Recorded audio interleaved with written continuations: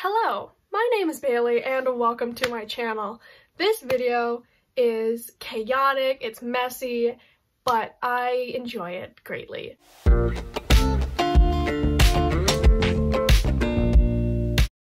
the title has suggested, this is a reading vlog for the book Crescent City or House of Earth and Blood by Sarah J Maas, the first book in the Crescent City series, I guess. I read this book and I chronicled in this video my thoughts each day I was reading it, except for the 5th day because I forgot to film. Oops.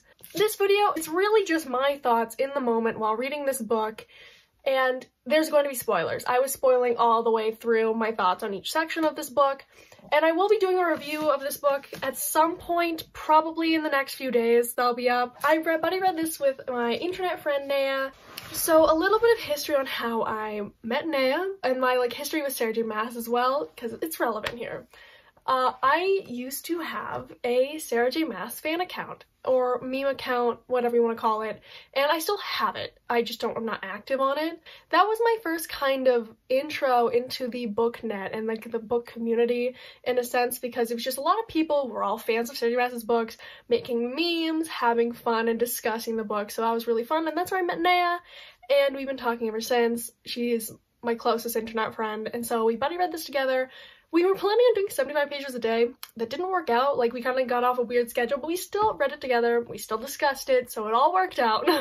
But yeah, that's where I met her, and that's my history with Sarah J Maas. I was a stan.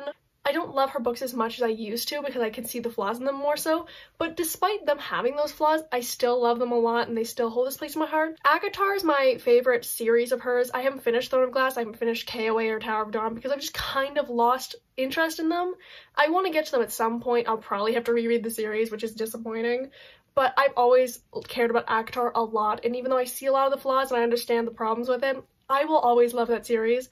I am a fan of Sarah J Maas. I'm not gonna, I have no problem saying I'm a fan of Sarah J Maas. I'm a fan of her books, I like them, and I don't think there's any problem with that. I hate when people shame people for liking popular authors and liking Sarah J Maas or Cassandra Clare. You can like who you like, and it is so okay to do that. So I like Sarah J Maas's books. I had a whale of a time reading Crescent City, so welcome to my journey. Reading Crescent City by Sarah J Maas, the first book in the Crescent City series. I wanted to do this update earlier, but I just got distracted, and I want to have an update from every day I'm reading this book. I started Crescent City today, and the amount of pages we're reading every day from my body read is 75. So today we read 88, which just got us to the beginning of a new chapter. I don't like ending in the middle of chapters, and I fucking love this book. I'm just remembering how much I love Sarah J Maas's writing, even though I know some of the flaws in all of her writing and all of her books. I read up to page 50 and I was having a fucking great ass time. I love Bryce and I love Danika, and then at page 50 I had a moment and I'm like, oh, the synopsis. I'd forgotten the synopsis up until then, how it says close friends die. I remember on page 50 and I'm like, Sarah J Maas wouldn't do that to me, right? She's not gonna kill off Danika. She's not gonna kill off Danika. Lo and behold, brutalizes Danika. So horrid.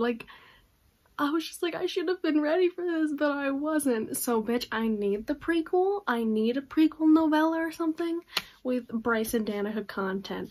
I'm also not gonna lie to you, when we were first talking about, Bryce was I just, love Danika. I feel so much gratitude and love toward Danika. I'm was there some, previous, sapphic relations going on?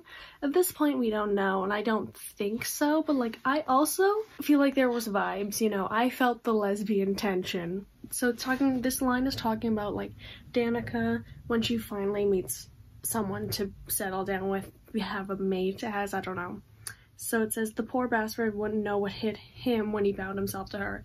And if you are telling me that Danika, our leather jacket wearing badass of a friend, is not a lesbian, a power top, or a power bisexual, you're lying to yourself, because Danika is totally sapphic. I just know it. And even if there wasn't sapphic relations between her and Bryce, which giving me the vibes anyway, she's not a hetero. No. When Connor, who I was just beginning to like, because I didn't really like him, he was like giving me bad vibes where it's like, even Danika knew not to mess with him. I'm like, then you shouldn't date that kind of a guy who's like so possessive aggressive that even Danika, alpha bitch, strong ass bad bitch, is like not trying to cross him. Don't date that guy, okay? I just feel like he was giving me Tamlin vibes, you know what I mean? And I'm probably going to be comparing a lot of these characters just like rudimentarily to other characters because it just is a good comparison point. But he did give me Tamlin vibes, and I don't like Tamlin. I wasn't into it. But then I was also starting to like him. Like, his little texts remind me a lot of my current boyfriend. It just gave me some little vibes in the text message he was sending, not in his behavior, because I still don't know a lot of there.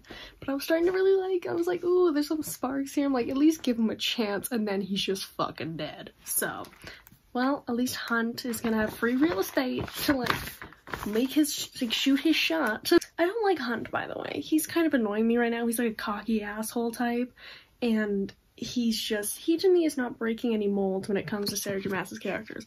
Bryce, being the messy bitch she is, I feel like is like different than her other main characters, because I feel like Selena and Feyre, as much as they had messy things going on, they were generally like, I'm the golden girl, I'm so great. Feyre becomes a Mary Sue, so it's like, I don't know, Bryce being so like fucking messy and kind of like proud of it, I love that. It makes her feel like down to earth and like a person you could actually know, and I'm really loving that. And I'm just having so much fun with this book. There was a line I thought was really funny, and it's related to Connor. Okay, so basically Connor's sending her like little like fun texts. He was just being like nice to her, and he was talking about how much he like liked her and wanted to spoil her. And, you know, this is when I'm, like, kind of, like, going on to the Connor side, like, kind of not hating him. And this line, she read the conversation twice because she really was an absolute fucking loser. And I relate so much. Like, when I am texted sweet nothings, I'm like, oh, stop it. But then I, like, reread the conversation later, and I'm like, oh. But then, like, he fucking died. So is there any real point to care? Nope.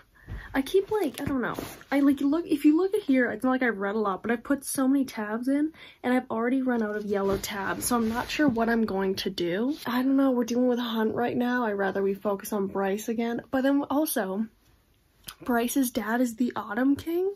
That's what I've gotten here, because Rune is her half-brother, and his father's the Autumn King, and so even though Rune is saying that he's her cousin, that's a lie, because she already said half-brother, so that means her dad's the Autumn King, which that makes me think, somebody, will she be leading the Fae at the end of this? I don't know if she will. I feel like maybe this is going to subvert expectations, but, like, will she be?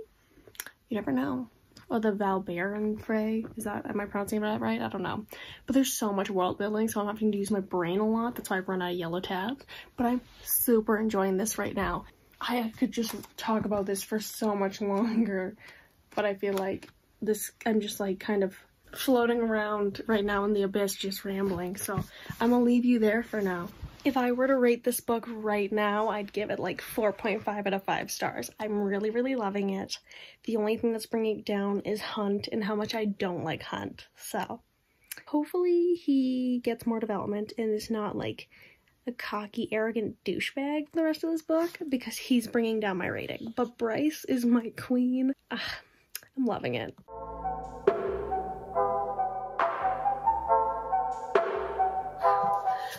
I'm on page 200 of Crescent City, which I'm impressed with myself too. Pat on the back. And I've done a calculation. This book is 799 pages long, and if one were to read 100 pages each day, they would read this book in at most 8 days. So, I've had a thought. I'm still budding reading this with Neha. I haven't spoken to her though today. I've spoken to her today, but I haven't spoken to her about page counts. And we're still probably doing 75 pages, but I think I might just be an overachiever and read extra at the end of the day. So today we only had a period up to page 164 for the buddy read, but I decided to go to page 200 because of my, you know, quick math that I did. And I am so glad that I did, because on page 199, something I really, really loved happened. Backtrack, some thoughts I have. I like Rune now as a character. Like, I don't love him, but I like him, and I'm like, oh, why can't I just say solid on my opinions? And maybe I like Hunt and his brooding dickwood sort of energy. Maybe I like him. Maybe I love how much Bryce gets on his nerves, and it's just their banter.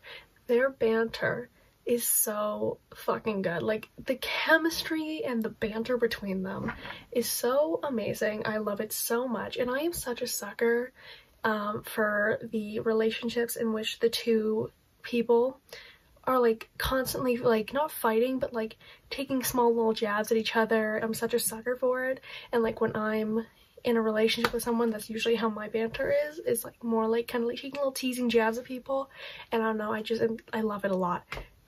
And their banter is making me like put down so many orange tabs, and I'm literally running out of orange tabs now.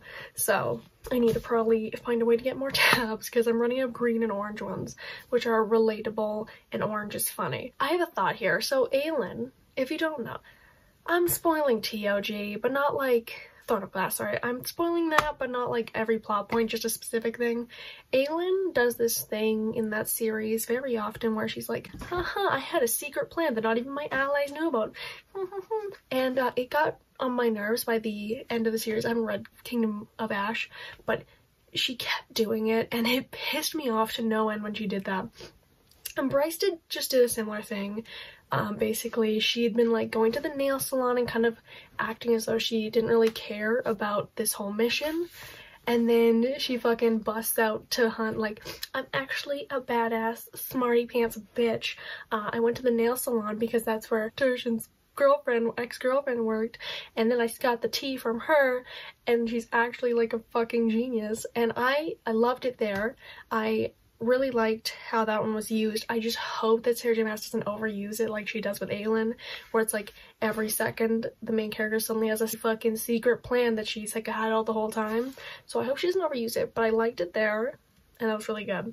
I just love Bryce. She's just like, she's such a strong character on her own. She rides a scooter. We love our Vespa riding hoe. I love her so much. And Hunt has just landed in the alleyway. I don't know why I fucking love this scene. Like, Bryce just like leans against the scooter and he just crashes to the ground. And he's like, I'm gonna fucking kill you.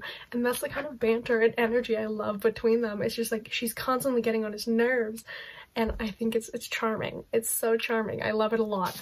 But I love, as I keep reading, the development of my annotations, because I just love seeing like the pages being filled up with tabs. I just think that's like really fun and satisfying to see. And I think, I'm not gonna speak too soon here, but I'm not gonna like promise this, but I'm getting the feeling that this might end up being my favorite Sarah J Maas book.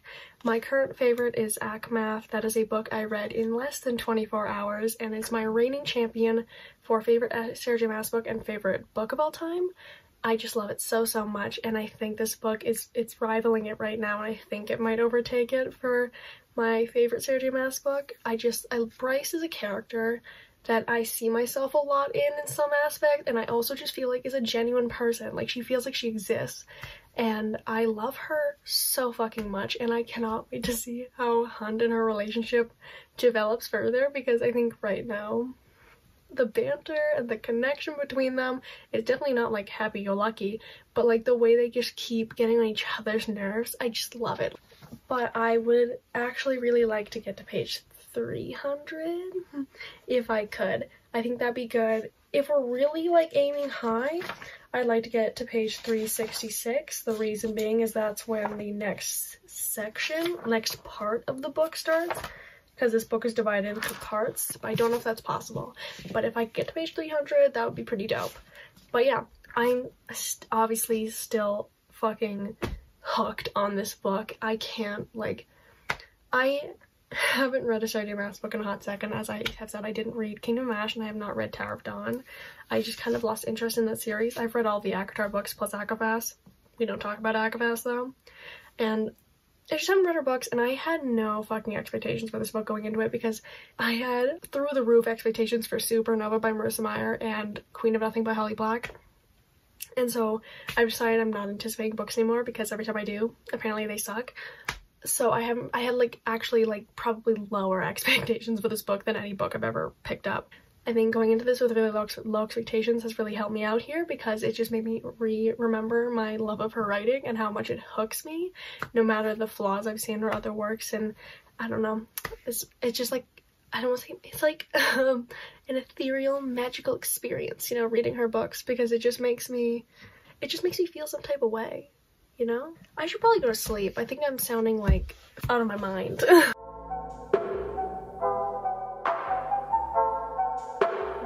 Hello. So, I've read like 60 something pages. Yeah, I'm on page 266. So I've read 66 pages since I last spoke to you, and I'm about like a third into this book now. I love seeing these annotations develop throughout the book. I think that's kind of cool.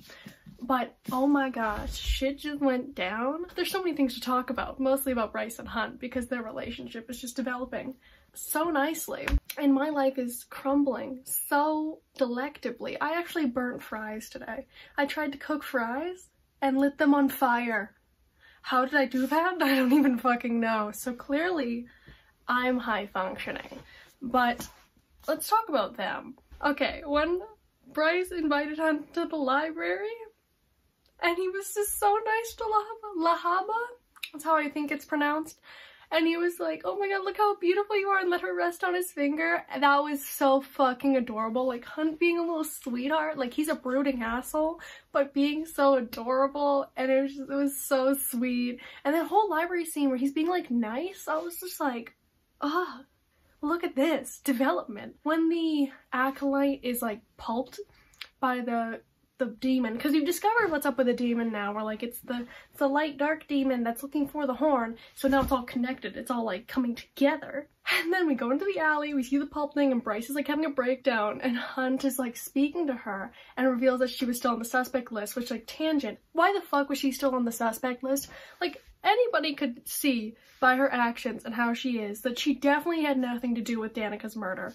Bruh, Hunt. Bruh. So when he says that she was on his suspect list, and she was like, after all, you think I'm a fucking suspect? I marked that with a pink tab, which is like love/like, and the reason I did that, the raw emotion in this scene, I could feel it. My heart was racing. I loved it. I loved the emotion. It made me feel emotion, and I thought it was just written really well. And then we reveal the angel from the alley in the beginning was Micah, and I'm just like, oh, thank you. Thank you, thank you, thank you. I thought we were gonna leave that, and I thought we were never gonna figure out who it was and if they were alive. That had been eating away at me, because I'm like, they never said whether or not the angel survived. I need to know. Oh my god. And then when Bryce is outside of the club and she was on her phone, Hunt was checking his phone because he really wanted her to message him. I'm like, oh my god, oh my god. I love them. Like, I definitely ship them. Except for I do this thought, and it's like, Sarah J Maas, you had the opportunity here to not have one of those weird age gaps. Like, I get that it's normalized in this society because they live so long, but like, why is it always like the girl has to be like 17 to 25, like always has to be in that age range, and then the guy's like fucking hundreds of years old? It's still slightly off-putting, you know what I mean? But you know what? I'll let her have her thing. That's her thing. She can have her thing. I loved this paragraph, or this little monologue from Bryce. It was right after Hunt pissed her off and he ordered food for her. And I liked it. It was, just because you're some big tough asshole doesn't mean you get the right to decide what I should eat or when I'm not taking care of my body. I'm the one who lives in it. I know when I fucking want to eat. So keep your possessive and aggressive bullshit to yourself. Iconic. I love that. It was just a statement, you know, like, strong statement. I really appreciate that, you know, feminism, let's go. And then on the next page, just some slight shade to him. It was hilarious. He was like, why don't you drink? And she's like, you're the Umbra Mortis, I'm sure you can find out. Though considering you thought I killed my best friend, maybe you can't.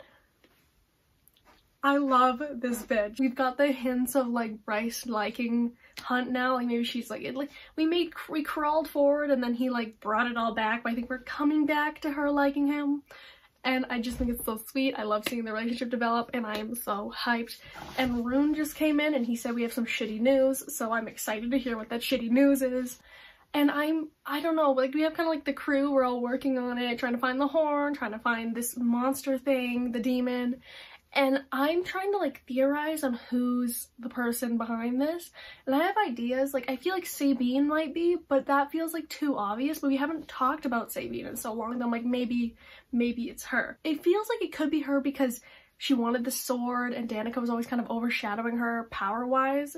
Like immediately after Danika died, Sabine's like, where's the sword? I need the sword. By the way, where's the sword? We haven't mentioned where all Danika's stuff went after that. Is it still in that closet in the antiquity store? I think it's Sabine. It might be Sabine. I think it might be connected to Sabine because, but then it's like, is it too obvious? That's like, oh, the scorned mother is gonna kill the daughter.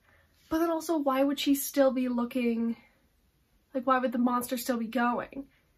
But does she want the horn? What the? But yeah, I'm a third through. I'm going to try and read to page 366 today, so about 100 more pages, because that's when the next part starts. Where is it? Yeah, that's when the next part starts, so I want to read to there. My phone has 3%, so I'm going to try and do this quickly. So we've made up between Hunt and Bryce, like right here on page 280, we've made up. They're literally the roommates meme, like, and they were roommates. And they were roommates. Oh my god, they were roommates. Like, they're literally the meme, because now Hunt's living with her, and I'm like, are we about to, I feel like I can see on the horizon some, like, steamy shit happening. They live together. Oh, we've also confirmed, sadly, that Danika and Bryce were never lovers, so that's an L on my first theory that I had thought of during reading this book, so that one's off the table, although I do still stand by the fact that Danika was a lesbian or a bisexual, so her and Bryce weren't together, but there was definitely some sapphic shit going on with Danika. But yeah, I'm on page 280, and I officially have 2 more pink tabs, so that's not good. I need to go get more pink tabs, but I thought I'd give a little update here on my reading. I have many questions, and I also have a theory, again, a prediction.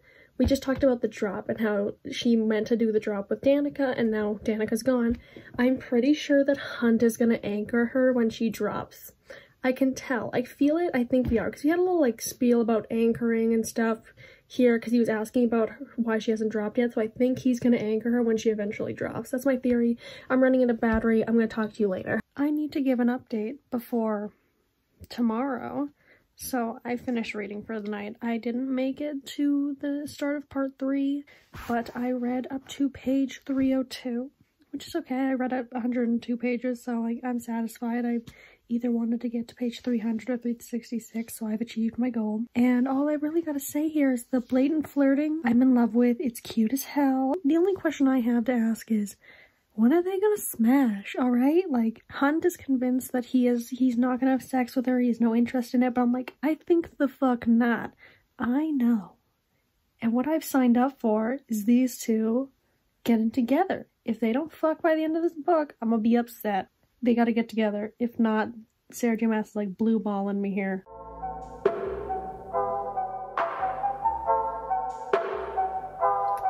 Hello. So I have like all of 5 minutes to do this before it's officially tomorrow, so I'm gonna go quick. I also took very brief notes on what I want to speak on, so I don't like ramble.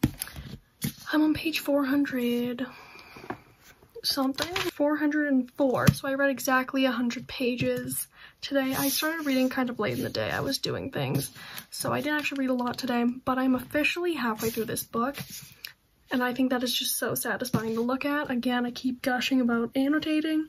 I'll stop. Should we start? What should we start with? We have some interesting things here. Okay, I'll start with gloating. Sabine reveal.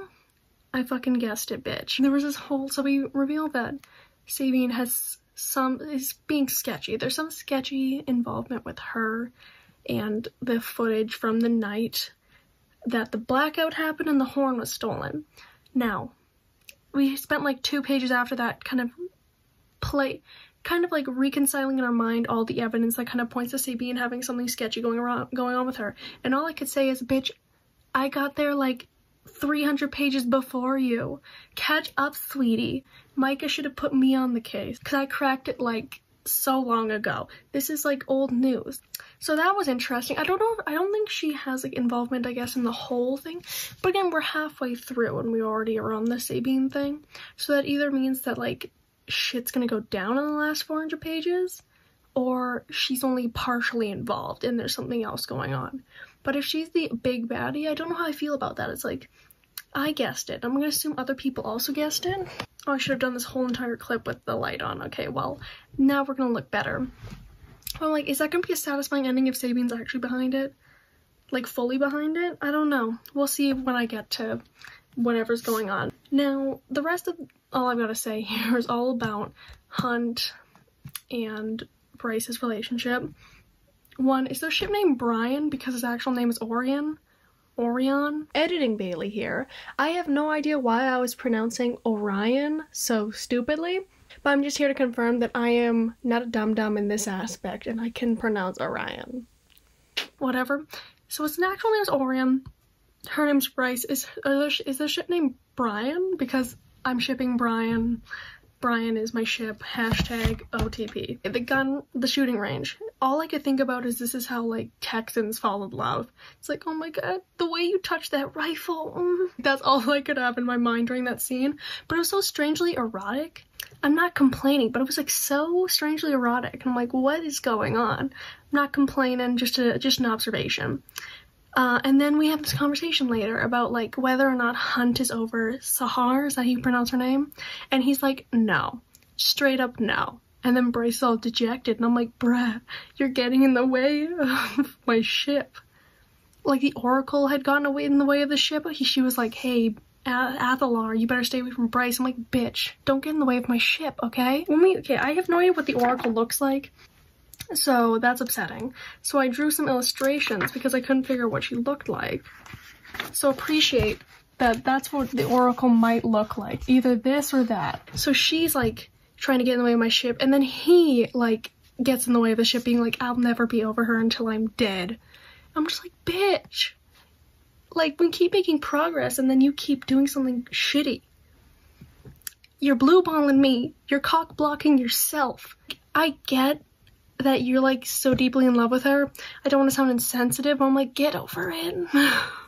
I get that's a really big thing in your life, like, you know, the rebellion, you're being cursed forever after it and being in love with this chick, but I'm like, you see Bryce is right in front of you and she's a delightful mess. So, but foot fetish. Hunt has a foot fetish. It's mentioned twice. He talks about toes twice. He wants to suck her toes, and all I could think about was like meme where it's like, lick them toes. I get that we're all about representation in the media these days, but I don't think foot fetish representation is what we're talking about when we're looking for representation. Like, I'm not here to kink shame, but it's not my thing.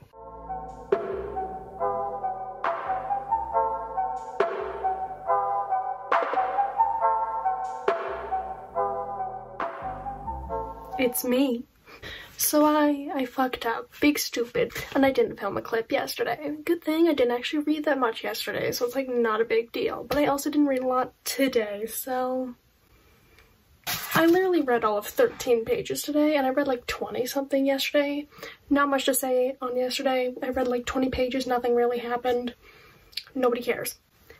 I read 13 pages today, and surprisingly, shit went down, and I'm so happy because I love this book.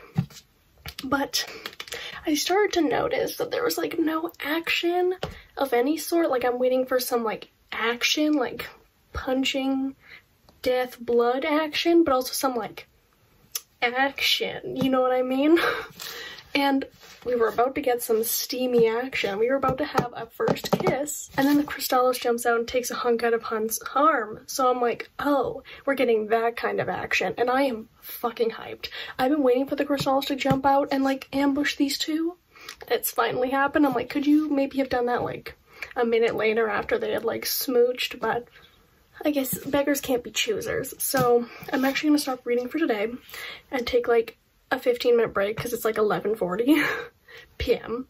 So I'm gonna take like a 15-minute break and then get back to it, because tomorrow I'm going to grind out I hate that phrase, but sure, at least 150 pages. I want to get to page 550 because I am determined to finish this book by the end of March. Because no, I'm not letting this drag out. Yeah, I was like having a great old time. Like, it's all pink. I'm like, oh my god, it's getting erotic. We're whispering each other's ear. Hey, how you doing, love mama? Let me whisper in your ear. And we're getting closer, and we're getting closer, we're leaning in. And then we have the classic like SJM purr. He's purring words for some reason. And then this bitch comes out and bites Hunt in the shoulder. And now we're in an action scene. And I'm like, finally. I wasn't bored, but like I was also waiting for something to happen. that's where we at. I'm gonna take a break and then dive right back in and then like bust out 150 pages tomorrow. Hopefully.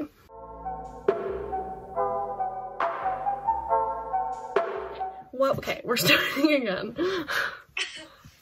I'm on page 475. I meant to read like a lot today, didn't get it done.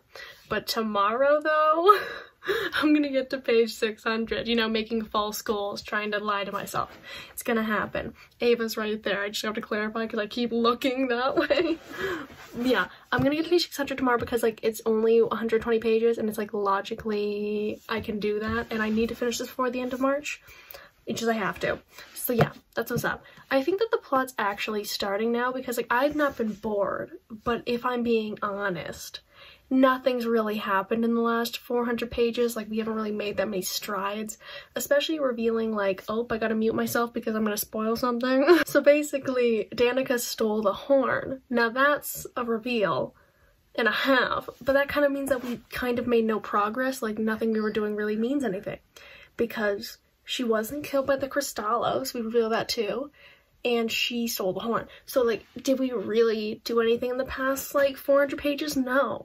But like, I think the plot's actually starting up now. Like we're actually doing things, so that's really great. Other notes, we keep getting cock-blocked by different things. First we get cock-blocked, as a minor spoiler, I won't tell you about the scene though. First we're like, about to have our first kiss, it's getting steamy, we're about to have that romantic first kiss, and then the Crystallos comes and like takes a hunk out of Hunt's fucking shoulder. No first kiss. And it's like, I was looking for action in like the actual like physical fighting form. I was also looking for like steamy action. Didn't get the steamy action, only brutal fighting. But it wasn't even that big of a scene. It was like, wham bam, thank you ma'am, goodbye. So that was a little bit disappointing, but at least we got something, kind of like got us somewhere. But Ava did come up with a theory that Micah is the one who's actually behind all this, and I'm actually like buying into it a lot now. I'm so convinced it's Micah. It's gotta be Micah. He screwed up while summoning it and it tried to eat him. Yeah, like kind of convinced. But then, with the development that the Crystallos didn't kill Danika, it's like, why was he summoning that? Maybe he's just looking for the horn. I'm convinced at this point that it's Micah. There's not too much evidence, but I feel like it could be. So I feel like it's gonna be Micah. And his sketchy actions, like burning the Crystallos, kind of like plays into that. But back to cock blocking. Like, the Crystallos jumps in, we're about to have a first kiss, and bites fucking Hunt's shoulder. So no first kiss there. And then Bryce is depressed for 5 days, so obviously there's no action going on. And then when we're on the roof, like this was before the 5-day depression, we're on the roof and we're like, you know, having this weird neck nuzzle kiss thing. I'm like, okay. And then Sabine comes out and she's like gonna kill them. And then we're like cock blocked again. Again. It doesn't make sense to me why I can't get any romance. So it's definitely slow burning. And I'm also wondering, am I gonna get a sex scene? It's not that I'm like a pervert, but I come into a Sarah J Maas book, especially an adult one, expecting something, you know? I'm like, okay, I need to know what happened to the Oracle. We have to stop pussyfooting around it. Just tell me what the fuck happened. Why was she clawing at her eyes? Tell me. Just inform me, please. It's gonna come into play. Something's wrong with Bryce, and I need to know what. Because it's getting on my nerves. We keep mentioning that so many things are fucked up around her Oracle thing, but I need to know what. It's pissing me off now. Like, I don't get a sex scene. I don't get to know what's up with the Oracle. I don't even know what the Oracle looks like, to be honest. The woman on the front is... Okay, that also brings up a good point. The woman on the front, she's also in the art, so I can just do this. If this is Bryce, I'm gonna be mad because she has blue eyes and Bryce doesn't have blue eyes. Maybe that's what the Oracle saw. She saw that her eyes were gonna change color. But like, what's going on here? Someone explain it. Is it gonna get explained to me?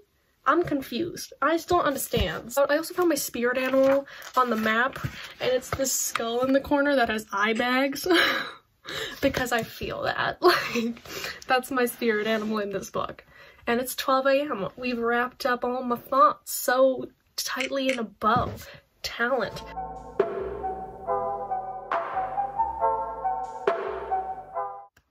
So I'm not going to talk a lot, but I finished it. let's state the obvious. 5 out of 5 stars, of course. I'm not going to talk a lot because right now my thoughts are very not put together because I'm reeling. When I finish a book, especially a fantasy, especially Sarah J Maas, I can't recover for a bit. So I'm a little bit lost. I'm a little shocked.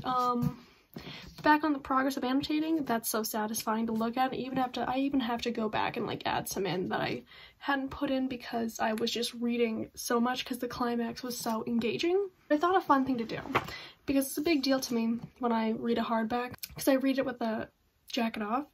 It's a big deal for me when I finish the book and put the jacket back on. We have the jacket. Side note on the jacket, who the fuck is the bitch on the cover? Because it's not Bryce.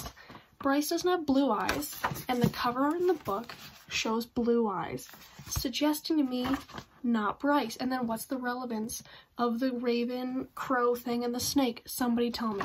But that was a tangent. Let's have our peaceful moment putting this back on the book. I can't believe I finished this, and I can't believe I have to wait a fucking year for the next book at least. I love Adis for one thing, but who the fuck is Hunt's father? And he's like, oh my god, Adis is a fucking dick because he knows, because he is a figment of Sarah J Maas's imagination, what's happening. And he's like, not when things are about to get so interesting. I'm like, I want to know. Adis, you can't leave me like that. You can't leave me like that. Because it's so seemingly happy. Everything's tied up in a little fucking bow. And then suddenly you have that. That's so boding. And I'm like, and here's my theory. Maybe I'll make a theories video for the second book. I don't know. I don't usually do that kind of stuff. But I'll tell you my theory for this series at some point. They are going to fight with the rebels to take down the Asteri. It's my theory. It's my main thing. I know they're going to do that in this series at some point. I stand by that because it just sticks out as what this series is going to go toward. Because the people in Hell, they were reprimanded for coming to Midgard after the gates open. So clearly Hell's not really our problem. It's the Asteri and the regime or the regiment or the Republic, that thing. So yeah, that's my theory, the running one, the big one. It's definitely tied for being my favorite book of Sarah J Maas's. It's tied with Akamath, of course. And right now I'd say it's my favorite just because I've read it more recently and I'm more currently engaged in it. But it was fantastic. I'll probably talk to you tomorrow to close out this vlog and film an intro finally for this vlog because I haven't. But yeah, I read this in 8 days. I powered through and read 324 pages I think today. So that's actually a lot for me. And I don't know, once you get to that point where you get into that climax, it's so fucking engaging. Oh, before I go, I keep saying I'm gonna go, but I'm not. My friend Ava and I, who we were FaceTiming the other night, came up with a theory, and it was mostly her, but I tagged along and like gave some more points to it since I'd read more, because she hadn't finished yet. We had a theory that Micah was the big bad person who was doing the murders. Now, as he had the reveals and stuff, like, it's true that he's not like the behind everything, but he did kill Danika. And the fact that her murder was so fucking brutal, where she was high on synth and ripped herself and her pack to shreds, fucking disgusting. But the fact that Micah was a shitty person and was behind a lot of this and wanted the horn, we somewhat guessed, so that was kind of interesting. The amount of shocking reveals, like, you can't really see, but there's so many dark blue tabs, and that is shocking for me. The amount of plot twists and shocking reveals throughout this book, especially toward the end, was insane. Like, you reveal something, but then you reveal something else that makes that half true, but it still makes sense. It's insane. Like how we revealed that Danika had something to do with synth, and that she tore herself and her pack to shreds, and then we revealed that it was Micah that made her do that. It's just all these reveals on top of each other, and the fact that the tattoo was actually the horn, and that she's Starborn, yeah, she's fucking Starborn, that was insane. And I do have thoughts on that because something I liked about this book in the beginning was that Bryce was not the chosen one, but she is the chosen one, so that kind of changes that vibe of her being not that special. But I get that your protagonist kind of needs to be somewhat special, to be honest, but that was kind of interesting because it changed the dynamic. It's like, oh no, she actually is super special and she's not just some random messy bitch, but she is the chosen one. She is the Starborn Fae, or a Starborn Fae. She has Thea or whatever's power, and that's supposed to be relevant in some way. We'll learn in the next book probably, but yeah, this was a ride, and I will be talking about it more on my channel and on all my social medias, so be around for that. And I finished it before the end of March, so go me. I'm gonna actually peace out now. Bye.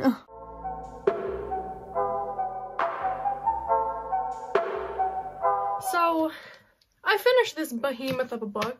Honestly, like, there's bigger books than this, but like, I am proud of myself because reading a book this size in only 8 days for myself, like, that's kind of good for me.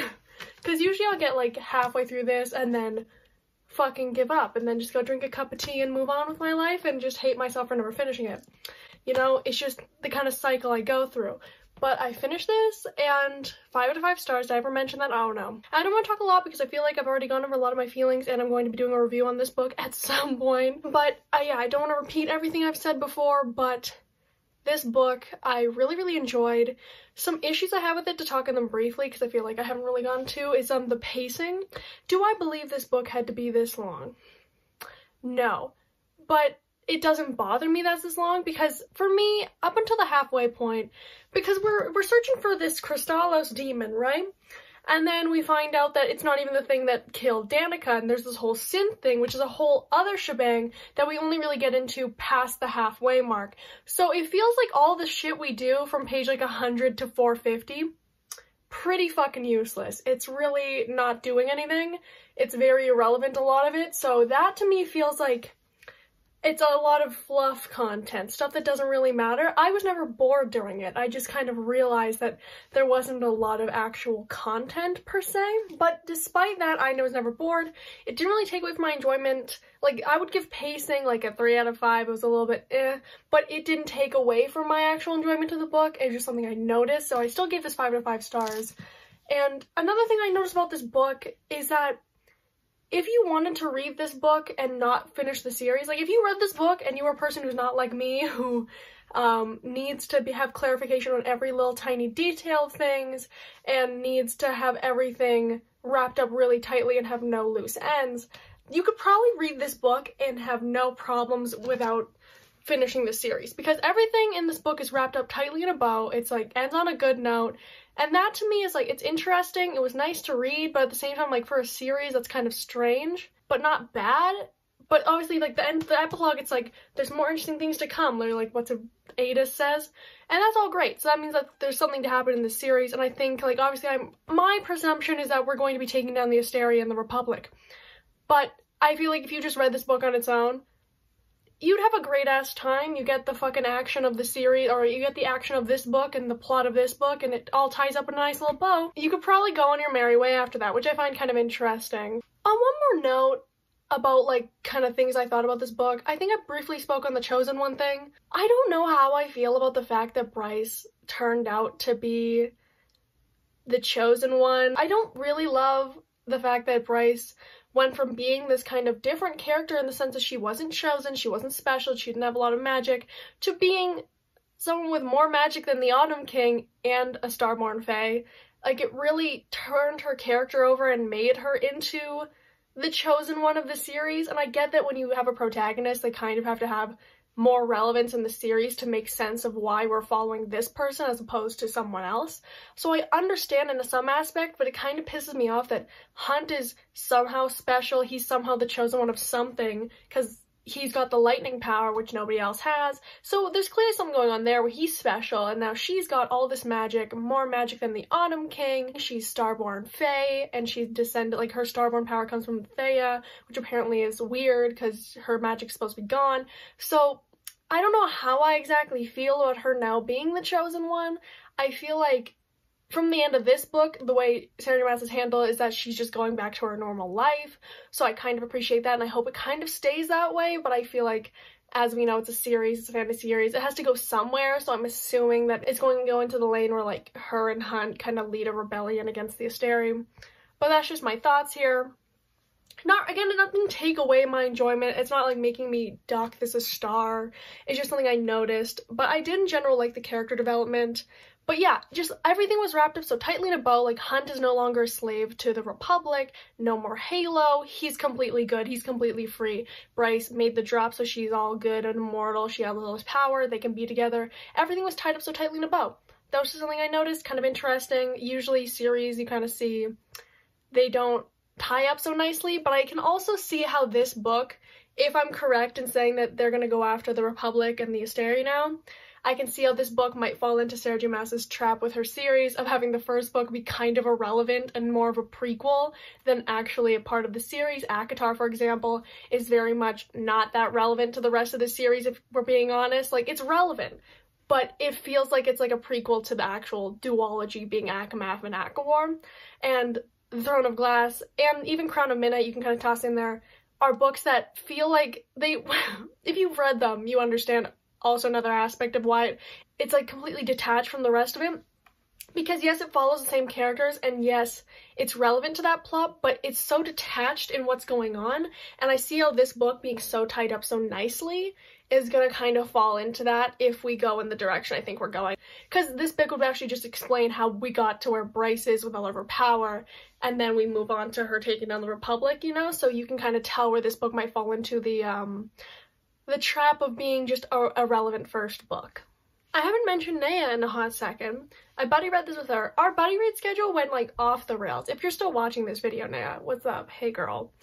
It went off the rails, and she did finish it before me, but I will briefly talk on her feelings just a bit. She said it was 5 out of 5 stars. She agreed with me on the pacing in the middle. Not per se bored, but just kind of noticed it was a little dragging. But in general, really enjoyed it. So yeah, I enjoyed reading it with her as well. We got into like a long ass discussion at the end of it. Like, just when I was finishing this book, I was like rapid fire texting her random shit that I was feeling and my observations and guesses. A lot of them were correct actually in the finale, so go me. But yeah, that was really fun. I really enjoyed reading this book. I am obviously going to be picking up the sequels. There's only one confirmed sequel that I've seen on Goodreads, but I presume this will be a longer series. Also, I hope it's 4 books long, and the reason I hope it's 4 books long is that I hope there's a book for each of the houses. I hope there's a book for each of the houses, because this one's called House of Earth and Blood. That would just be so consistent. It would make me so happy. But yeah, that's it for me talking about this book. I'll do a review on it. If you've read this book, like, comment down below your feelies. I'm assuming that if people are on this video, they don't care about being spoiled or they've already read it, so I feel like it's fine to comment spoilers. Thank you so much for watching. I've been Bailey. Bye.